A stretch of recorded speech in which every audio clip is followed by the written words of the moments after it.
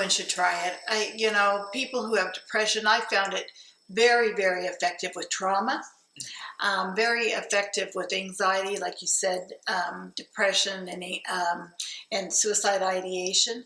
But with my patients, sometimes I find that they really become scared unless I touch them right here. How was that for you? Did that help you feel more calm?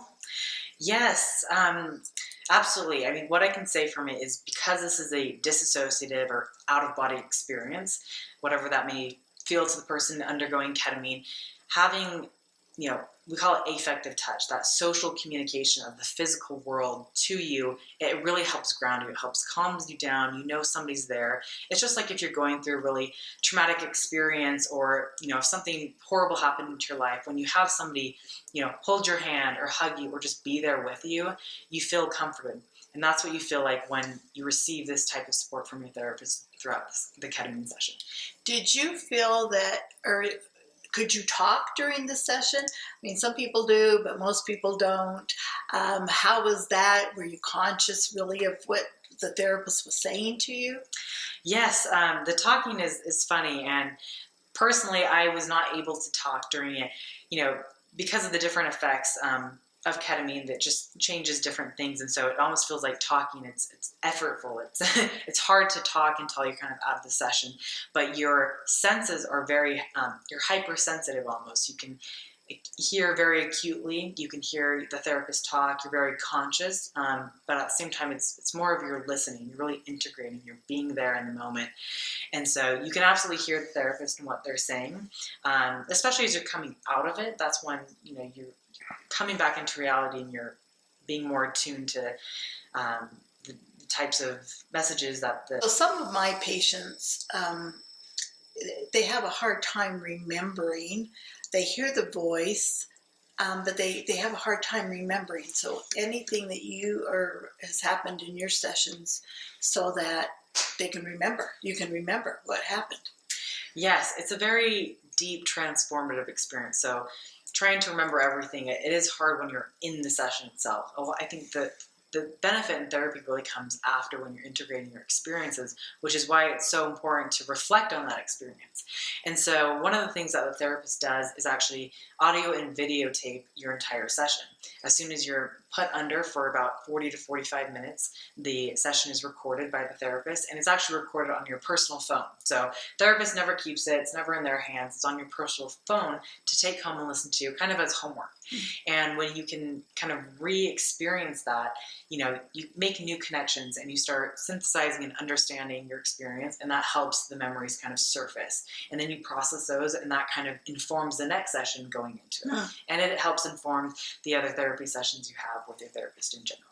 So it sounds like you're saying that each session kind of builds on the last one.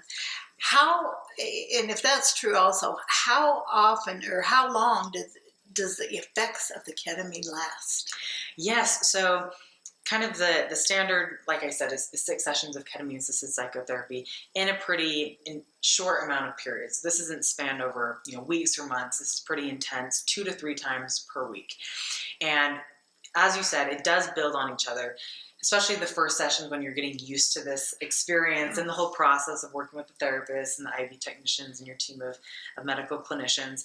And as you kind of go through it, you do make those new connections and you start unraveling things about yourself, whether it's related to beliefs or perceptions or behaviors that you're engaging in, and it kind of allows those to surface so you can work on them. And that's where I felt like this has been more effective over other interventions, because it's one of those weird things where the answers kind of come to you, and then you have that support of your team to work through those. And so it definitely does build over time, and the effects last because it's such a personal experience, and it's a process of self-discovery. So it's not a one and done drug. It's an experience you've had. And so those memories stick with you and they last over time. And you can go back and do, booster sessions and kind of like tune-ups to help you when maybe you're falling a little bit back. But each one of those it's an experience in and of itself. And I think that's where the most benefit comes from. I think some people are also a little bit worried that the therapist is going to be so directive, but it sounds from what you're saying that it is a self-discovery, that it fixes things in the brain. We really don't know how it fixes them in the brain, but it does.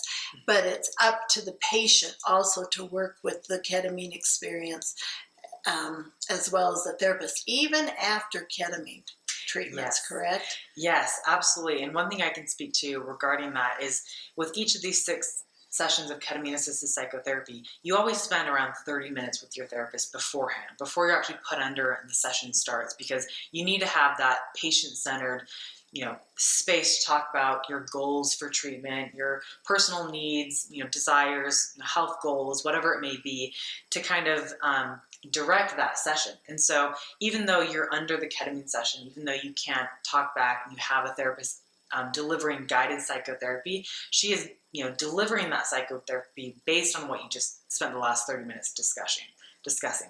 So it's very much patient-centered. It's very much a process of self-discovery.